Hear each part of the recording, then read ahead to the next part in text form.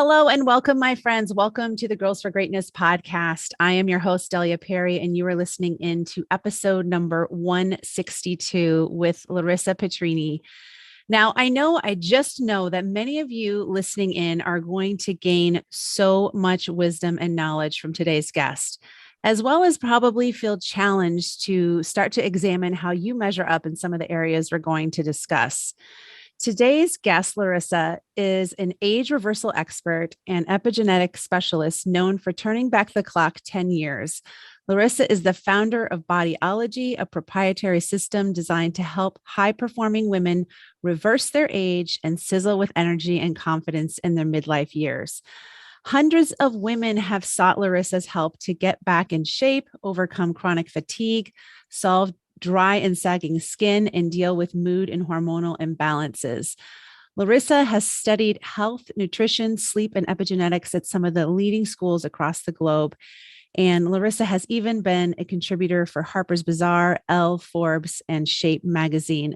My friends, it is my honor and privilege to have Larisa joining me today. So Larisa, welcome. Welcome to the Girls for Greatness podcast. Thank you so much. Yes. I'm so excited. Yes, that was quite a list of greatness that you've accomplished. And I know we're going to dive into a lot of different things. And I really, really enjoyed, I know initially when I spoke with Larisa a couple of weeks ago, what her take was on some of these things that I mentioned. I think a lot of you listening in are probably around my age or maybe a little younger, are going to be obviously eventually my age or maybe even a little older. But I think so many of these topics apply to all of us as women. And who doesn't want to learn more about how they can, just be as youthful as they can be and have as much energy as we all want to have. So Larisa, just to start, tell us maybe a little about you and where you're from, where you're coming at from in the world today. I live in Eastern Europe, Romania. I was very, very close to move to New York before COVID in 2020. And then life kicked in and COVID kicked in. I fell in love. I'm in a relationship with a wonderful man, and everything changed. So for now, I'm here in this part of the world. That's awesome. That's awesome. So tell us how, because I know we talked a little bit about this too, your story, and that's really a big part of what I always love to highlight is just how you got into this work, what your journey has been, maybe just leading up to, getting into what you're doing now. Mm-hmm. I'm a former executive, so my background is very different from what I currently do. For 15 years, I took care of a very successful business in the communication and public relation domain. Completely, I would say not the opposite, but very different from my current career. So I did that until 2014, end of 2014. And at some point, this is back to 2009, almost 10, I mean, both years, a little bit from both. I went through a divorce, unexpected divorce. And I was also misdiagnosed with thyroid cancer. And the first reaction I had after that was to literally hide in the jungle. So I spent 2 months in Malaysia, in Borneo. And that was the moment, the pivotal moment, I should say, when I took the decision to completely change my career and do something else from what I was doing. And even though I had a very successful career, I was on the cover of magazines in all the tops possible. From the financial point of view, things were great. I felt like something is missing on the inside, and it's I'm not on the right track necessarily. So the decision took back then was to help as many women as possible avert this type of crisis. And I was passionate about health and nutrition. My mom is doing and used to do for her entire life exactly the same thing. She's still passionate, and we chat a lot about lots of tips and tricks and insights. And I just went back to school, started to certify myself. Nutrition was the first topic I wanted to dive deep into, and then I moved to sleep. I'm also a certified sleep coach, and the last one was probably not the last one I'm going to pursue, but the last certification was about epigenetics, and this is what I'm passionate about. And the reason for that is the fact that epigenetics is all about personalization and gives you a huge opportunity to take care of yourself completely different and avoid anything that has to do with trial and errors or guesswork. There are so many diets, books, courses, information out there about the way we should take care of ourselves, and I think epigenetics is the answer to that. Right.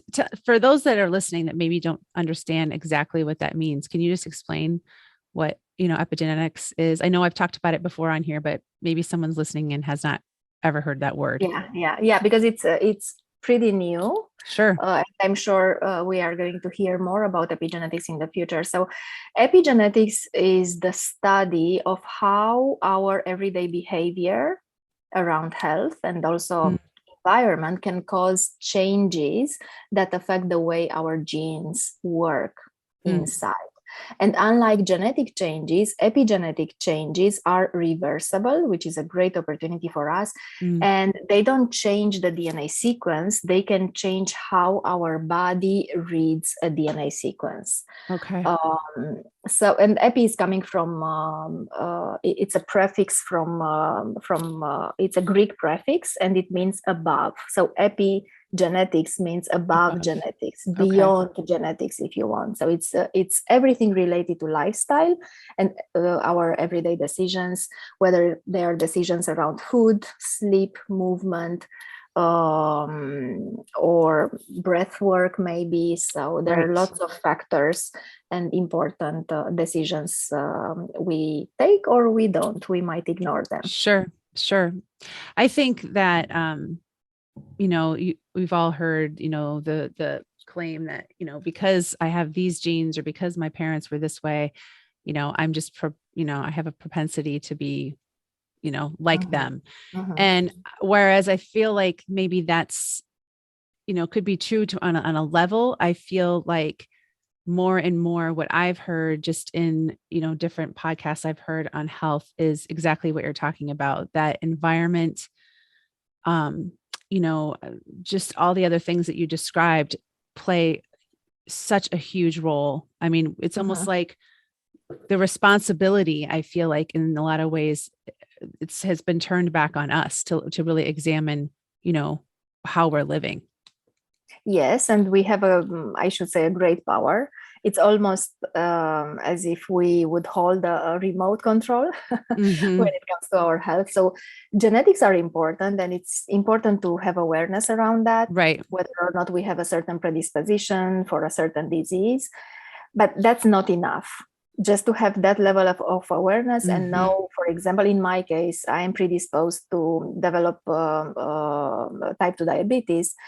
It doesn't help me if I don't do anything about that, if I don't take actions, if I don't follow the prevention protocol. That information alone doesn't help me. And I would say lifestyle and environment is up to 90%, if not more, and genetics only 5%. Sure. That makes sense. So I know you mentioned some things in there just about your own journey and path, and you said that you were misdiagnosed with thyroid cancer. Can you tell us maybe just a little bit about maybe just what your own struggles have been with health and how you've come to understand, well, this is the way it really is, and this is what I can do to make myself better? I think it's the first thing happened back then was me being in a state of frustration. And I was very upset about, I was obviously happy because it wasn't, the diagnosis was not right. But in the end, I ended up being a little bit frustrated about that, and the way I was diagnosed, and the fact that I had to ask for a second opinion. And this happened not even in my country. I traveled to Austria for that. So looking back at the way I took care of myself, there are lots of gaps, of course. I was, and I am still a high achieving woman. And back then I put anything else, I should say, because it's entirely true, anything else before my health. I overworked. I somehow I took lots of things for granted. Rest was not a priority, for example. And when I say rest, I don't only mean sleeping for 7-8 hours. There were weekends in which I worked and overworked. And then I spent too little time with my son, quality time with my son. And instead of taking vacations and holidays, I preferred to learn or to solve something else, or to apply for another position and so on. So instead of taking care of myself, I had, if you want, I like to use this metaphor, I had the kamikaze type of mindset. And there is a difference between kamikaze and the professional athlete, for example, right? Professional athletes, they still achieve their objectives, but the way they do it, there is a support system in place. They take care of themselves, even though they work a lot and then train a lot. While a kamikaze, they still get the objectives, or they get their goals achieved, but in the meantime they sacrifice something. They sacrifice their life, but in my case was my health. So I cannot say it was thankfully. The struggle was around 2009. And the way I spent that summer, I was so scared, and I was so concerned about my health. Right. And then the good news came closer to September, and I was happy and simply took the decision to help as many women avert this type of situation and crisis. So I was lucky. I like to say that I was lucky, and in my case, the struggle was more of a mindset struggle, and a lot of fear in the process, and a lot of worry in the process.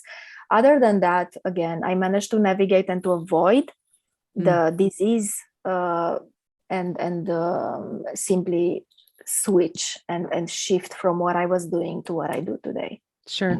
That's amazing. That's amazing. Well, you definitely have a history there, an experience.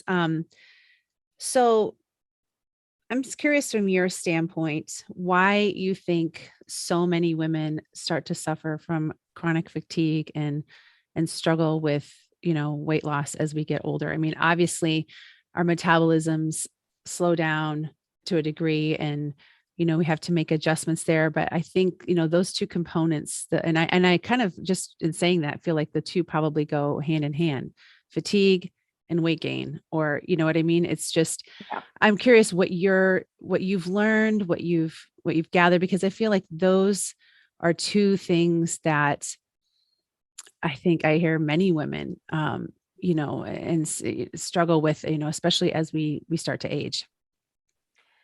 I always like to start, and this is happening in our coaching process. There is a mastermind in place with a very strong foundational piece, and this piece is all about mindset. So fatigue and overwhelmed, the feeling of being overwhelmed and always tired and always stressed. This is coming from our clients. There are two components here. One is obviously physiological, what's going on inside our body. The other one, and I should say this is the first one actually happening, has to do with mindset.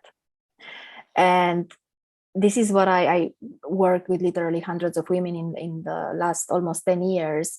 And beliefs or limiting beliefs and mindset, or having the right type of mindset, I like to call it the self-care, the right self-care mindset is key, is the number one piece in the game. And mindset is all about beliefs, right? Because this is how we decide. Based on those beliefs, we decide what's true and what's not true in our own lives. And we have, thankfully, free will. We have control over our emotional lives. This is one thing that we teach every single client in the process. And we also have an equal ability to be who do we want to be. And when I say to be, I also mean change and shift those limiting beliefs. We can believe we are worthy of our own attention, or we are not. We can decide and start believing that we are attractive and look gorgeous, versus we will never be attractive. Maybe because I am 40 plus, or maybe because I'm getting old, and so on. So there is a narrative going on in every woman's case, right? And it's different, very similar, but sometimes the narrative can sound different. I have no willpower is another thing we might say to ourselves, versus I can make time, I can create time, or I'm in control of my time. Another one, a big one, and this is usually coming from our moms, everyone else is important, versus I am my number one priority. And I need to fill my cup first, or replenish my cup in order to be able to be generous with anyone else, generous in terms of attention, time, resources in general. Another one is I will never lose weight, or I will always struggle with my weight, versus I can be free of this weight struggle, or I am learning to take care of myself, or I am learning to control my weight. And we simply cannot lose weight having the mindset of an overweight person. It's impossible. Because when we think I will never lose weight, this is the thought, what we trigger in the process, the type of emotion we trigger there is an emotion of powerless, or feeling defeated, and feeling like there is no motivation for us to take any type of action. Whether I want to go outside and do some steps, or I want to meal prep and prepare some meals in advance, and so on. So being or deciding we are our number one priority, I would say, is the first very important shift when it comes to feeling fatigue, feeling overwhelmed, and deciding or simply saying out loud, if possible, to ourselves and to everyone else, the fact that our health worth everything. Not $1 million, not a few $1 million, everything, because this is truth. Our life depends on the way we feel, depends on the way we take care of ourselves. And I gave you the example of kamikaze versus athlete or professional athlete, and this is the case for many women. They put everyone else before. They prioritize everyone else, kids, career, spouse, doing or solving errands around in the house, and so on. And the price they pay is very, very high. It's a very expensive way we actually pay, and end up with no energy or very low energy, no vitality, no motivation. We don't like what we see in the mirror. I oftentimes hear my clients say, I want my body back. Where is my body? I want my I don't know, 30 years old version of myself back. Where is that? So I would say the number one thing we should do is to turn the attention back to ourselves. It doesn't mean we are selfish. It doesn't mean this is something that will affect or will have any influence on others. In the end, 1 hour of our time is 4% percentage wise. So 1 hour from everyone's day, it's 4%. Maybe we don't have an hour, or we have this limiting belief around that, and we say, I don't have that time. Half an hour is still good. And that's 2%. So We should start small. That would be another one. So many of our clients come our way. They start the program, or we start working together one-on-one. And the first thing they do, they want to jump on everything. They want to start moving and then changing all their meals at once and do the meal prep and sleep earlier and so on. And this is not working. Jumping on everything and trying to change 10 things in the same time will actually not give ourselves any traction. Sure. So we need to focus on one single habit at a time. We usually pre-decide 10 habits a client wants to change in a year. So not even 12, one at a time. And once that new routine becomes a habit, it's automated, we can move to another one. And this is the way to do it. First of all, because we have this belief around time, limiting belief around time, and we feel like there is no time to do stuff for ourselves.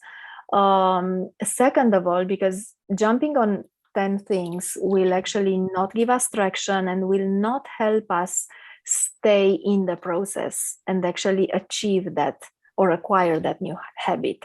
It's impossible. We need to give it time. So this would be another recommendation. And then learning to say no. This is another limiting belief. We have this belief that if we say no to someone, they might get upset, they might leave us, they might get disappointed, they might perceive us as being selfish. There are so many incredible and very interesting answers I get from my clients. Saying no to anyone and anything else is actually a way to say yes to ourselves and our priorities. So true. And taking care of ourselves, it's a high value activity. I like to call it like that. It's as important as taking care of the strategy in our business, or taking care of our finances, or spending quality time with our kids. It's not a low value activity. It's not a $10 activity, as I like to split this type of activity. It's definitely a 10K type of activity. So we need to pre-decide and then plan and block in the calendar. So many women don't even block their meals in their planners. They don't have their meals there. There is no reminder about the fact that they should eat, they should feed themselves. And it doesn't need to be an hour. Right. Even for 15 minutes, if we prepare or we have a meal plan or meal prep, done. I usually do this on Sundays and Thursdays. Thursday morning is a meal prep morning. And I have everything prepared in the fridge. I just put it in the oven, heat the meal. I have the portion and everything. I just consume the meal. So it's a 10, maximum 15 minutes break, right? But it's necessary. Skipping up the meals and ending the day binge eating because we skipped so many meals and even the snack or something. We can grab healthy snacks during the day as well. Sure. So doing this over and over and over, going later to bed or late to bed, constantly, being always reactive instead of having a strategic plan for the way we take care of ourselves. And by reactive, I mean we literally catch all the balls others are throwing at us. So being in this constant state of reactivity and not prioritizing movement, meals, water, hydration, it's definitely going to put us in that place of overwhelm, fatigue, feeling stressed all the time, feeling tired all the time. So we need to go back to the basics if you want. Yep. I think that totally makes sense. Oh, so much good information. I mean, I think just the whole piece of, prioritizing ourselves, which we obviously, I know those of you that are regular listeners, we talk a lot about on here, and I know it can seem more difficult during different seasons, or it can, we can always come up with an excuse. As I like to always say, I think as of late though, it feels like, we're always going to be busy. We're always going to have things that, keep us, occupied. And there has to come a point in time where you, I think, and myself included, have had to, examine my own day, my own schedule, and, you schedule what you need to do for yourself first.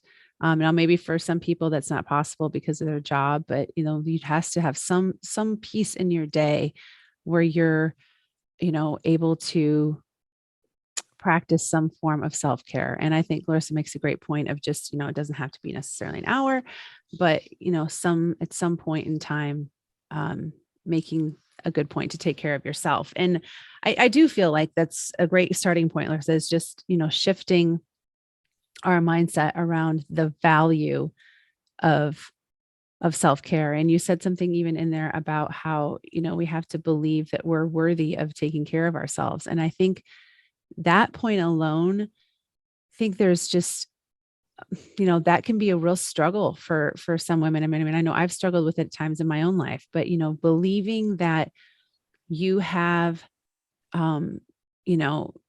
value enough to pour time, resources, whatever into yourself.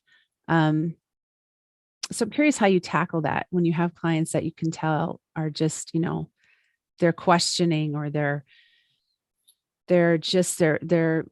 struggling to find that worth. Well, this is definitely not a short journey. It's not. You're right. Yeah, this is the reason why our mastermind program is a 1-year-long program. Mm-hmm. The first 3 months are all about mindset and ways you can turn back to yourself. And turning back to ourselves and our self-worth, first of all, and this is probably one of the most difficult statements and things we, at least in my clients' case, it's not easy for them to accept the fact that our self-worth is not about what we do, mm-hmm. and it's not about what we have. Our self-worth is who we are. It's about being. And this is the same. We have the same level of self-worth when we are born, and this is not changing till the day, I don't know, we are 40 or 40 plus.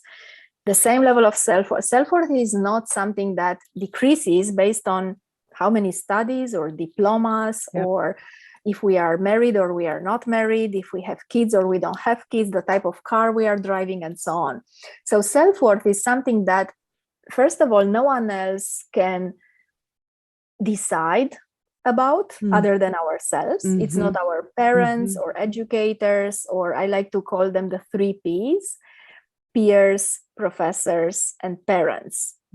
They are usually the ones signaling or sending out this message about the fact that once you graduate the university, and once you get married, and once you buy the house and so on, you will actually move up to the worthy ladder, if we or the ladder of worth, if I can call it like that. And it's not true. So the number one step is awareness, obviously, and understanding the fact that the more we do, the less we actually gift ourselves with attention, time, and everything we need for ourselves. And nobody says you don't do.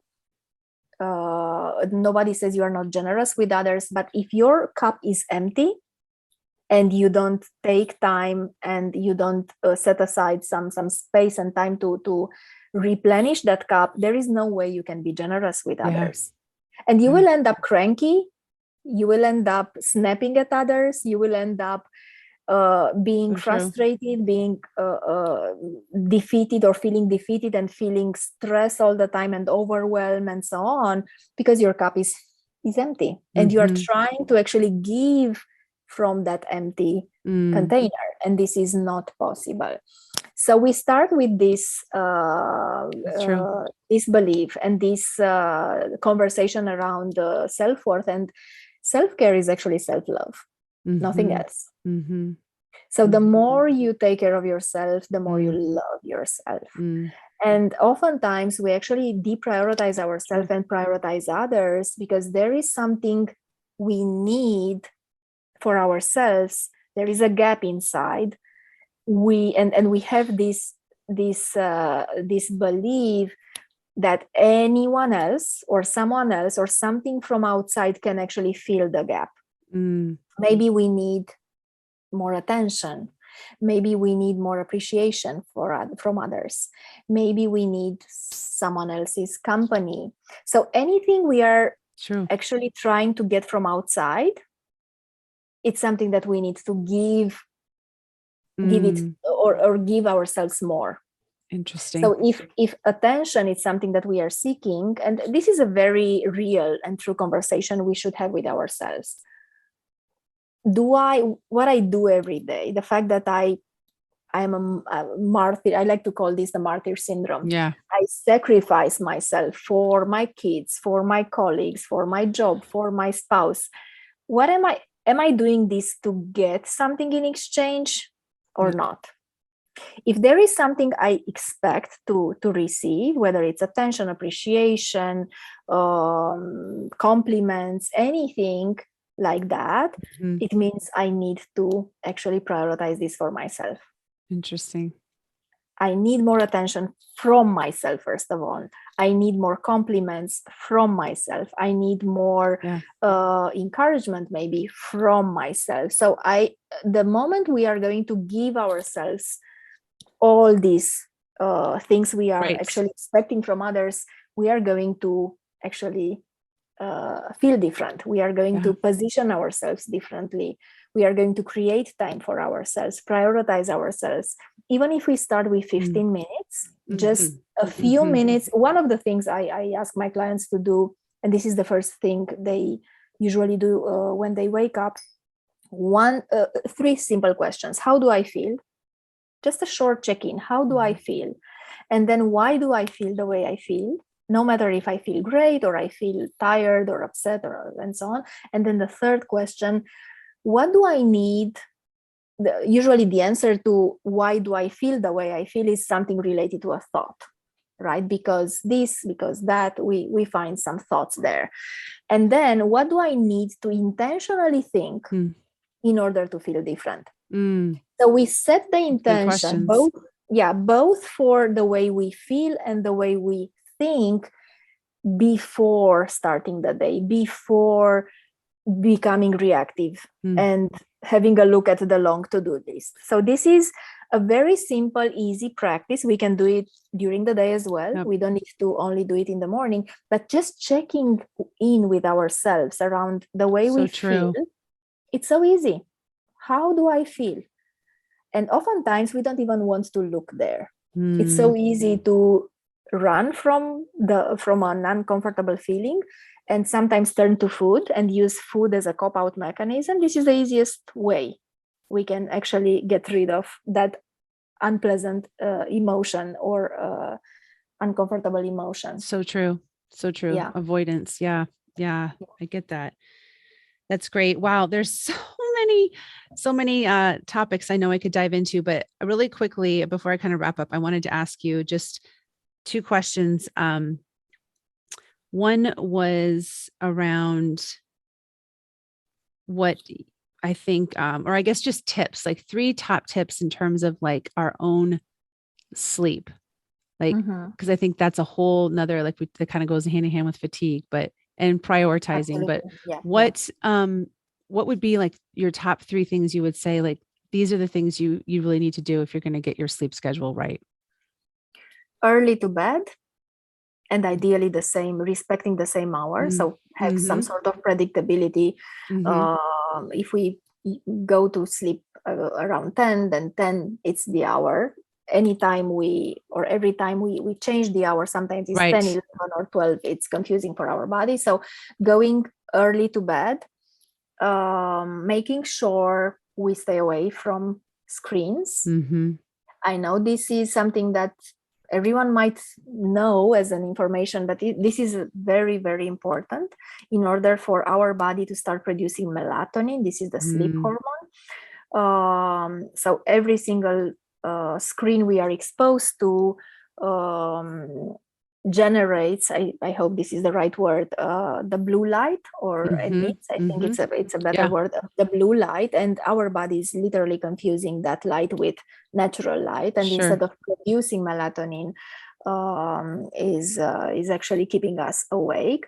And melatonin is very, very much linked with youth and vitality. So if we want to stay young, we need to do this. Ideally 10, 11 is not bad also, but 10 would be the ideal timing. So early to bed, screens, and then at least 90 minutes, ideally 2 hours before going to bed, we stop eating and drinking. So this would be the third one. So many women eat and drink right before going to bed. Yeah. At least this is what I hear from my clients, and this is not healthy for our body. So these 3 would be my top. Yeah, those are great tips. Really great tips. Really good. And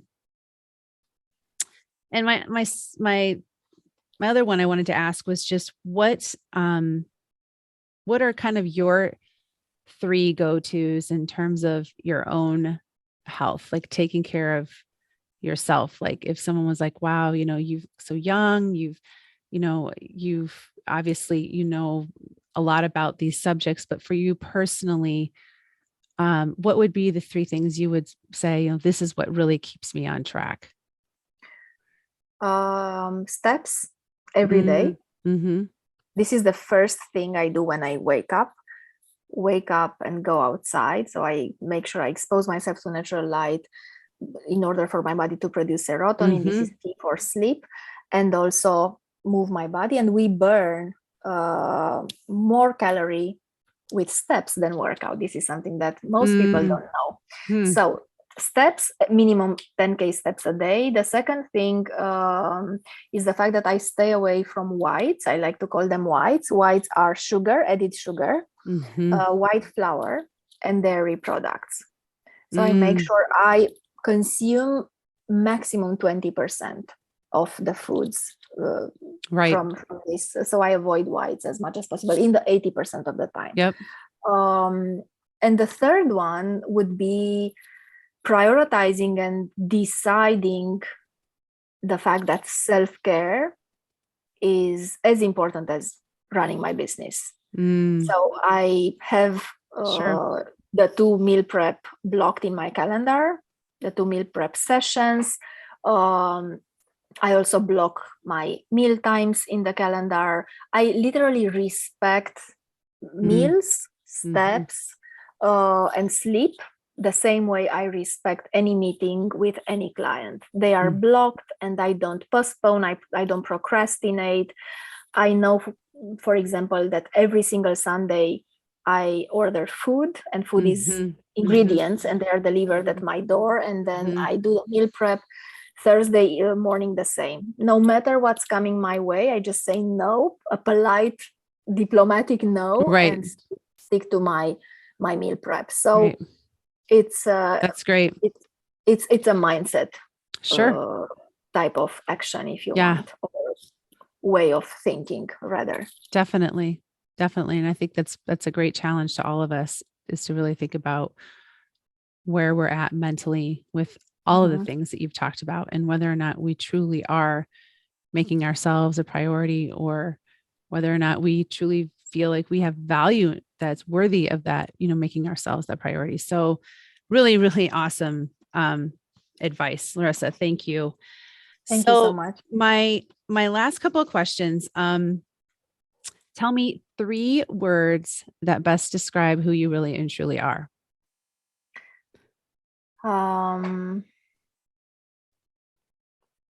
Driven, disciplined. I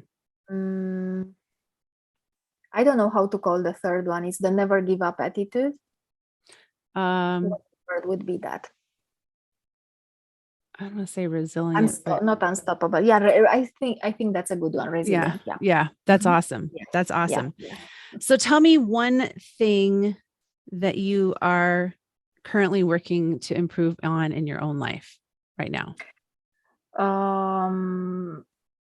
More presence Mm, and awareness in my relationships, mm, both with my son. My son is 16. He's turning mm, 16. And it's very important for me to actually yeah, spend this couple of years, because he wants to study abroad. I want to give him the best of me sure. possible, and also with my boyfriend, also with clients. So relationships are very, very important for me, Mm, and this is my number one priority. I would that's also say a beautiful. little bit of social life as well, Yeah. because with COVID things Right. changed, and Right. I am getting back to that. So true. um, so relationships in general, this is That's what I'm great. trying to That's change. awesome. Mhm. That's awesome. And the last question, one thing that you are currently proud of yourself for being or doing. I just finished my book, writing my book. So Oh, that's this is a awesome. project. Yeah, it's on my agenda for a few years, and it's finally done. And I would say this one is That's the awesome. I am proud Congratulations. You should for. be proud. You should be Thank you. proud. And you should Thank be you so proud of much. what you're doing out in the world, Larissa. Truly, thank you so much for being here. Thank you. I Thank you so really, much. really loved this conversation and loved, just all the things that you challenged all of us with. So thank you so much for taking the time. Thank you. Thank you for having me.